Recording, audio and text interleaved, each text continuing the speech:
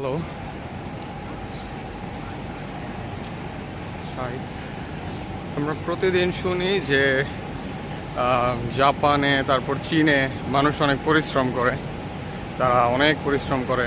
সকালবেলা উঠে সবাই ডিউটির জন্য দৌড়াদৌড়ি সবার, অথচ আমাদের কথা কিন্তু কখনো হয় না। দেখেন, সবাই এই যে সকালবেলা 7:30 থেকে অনেকের অফিস শুরু হয়, কারো 8টা থেকে শুরু হয়।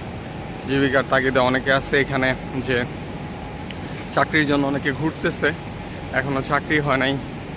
আমাদের হচ্ছে সেক্টর একটা, সেই জন্য এগুলার কথা হয় না। অথচ আমাদের এখানেও কিন্তু মানুষ পরিশ্রম করতেছে প্রতিনিয়ত। বাঙালিরা পরিশ্রম করে যাচ্ছে, দেশের বাইরে পরিশ্রম করতেছে, দেশের অভ্যন্তরীণে পরিশ্রম করতেছে, তারাও পরিশ্রম করতেছে। আমাদের কথা কখনো ওঠে না, কারণ আমাদের হচ্ছে একটা সেক্টরে হিউজ লোক কাজ করে, আর তাই সেই অনুযায়ী ওই রকম বেনিফিট নাই।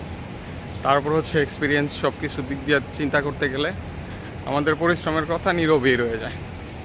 অথচ বাইরের দেশের পরিশ্রমের কথা, বাইরের দেশের মানুষের কথা, তারা কিভাবে কাজ করতেছে, তাদের কালচারের কথা সবসময় উঠে আসে পত্রিকায়, ম্যাগাজিনে, টিভির সংবাদে। এখানে এখনও অনেক লোক আছে আমাদের এখানে যারা কাজের জন্য ছুটোছুটি করতেছে, সকাল থেকে ঘুরতেছে কাজের জন্য, চাকরির জন্য। আমাদের এই সেক্টরগুলো যদি আরও বৃদ্ধি হয়, তখন অবশ্যই আমাদের এই সেক্টরের কাজের লোক সংখ্যা বাড়বে, অবশ্যই তারা এক্সপিরিয়েন্স হবে। তারাও কিন্তু কারো চেয়ে কম পরিশ্রম করতেছে না। আমাদের সেক্টরগুলোকে আরও বেশি বৃদ্ধি করা উচিত। শুধু একটা সেক্টর, গার্মেন্টস সেক্টর নিয়ে পড়ে থাকলে তো হয়তো পোশাক শিল্পের লাভ আসছে, সেই জন্য সবাই এটা নিয়েই একের পর এক কাজ করে যাচ্ছে। অথচ বাইরের যে আদার্স সেক্টরগুলো আছে, এখানে কয়জন কাজ করতেছে? আরও যে অনেক সেক্টরে কাজ করা যায়, আরও যে অনেক উৎস আছে কাজের, সেখানে কয়জন কাজ করতেছে?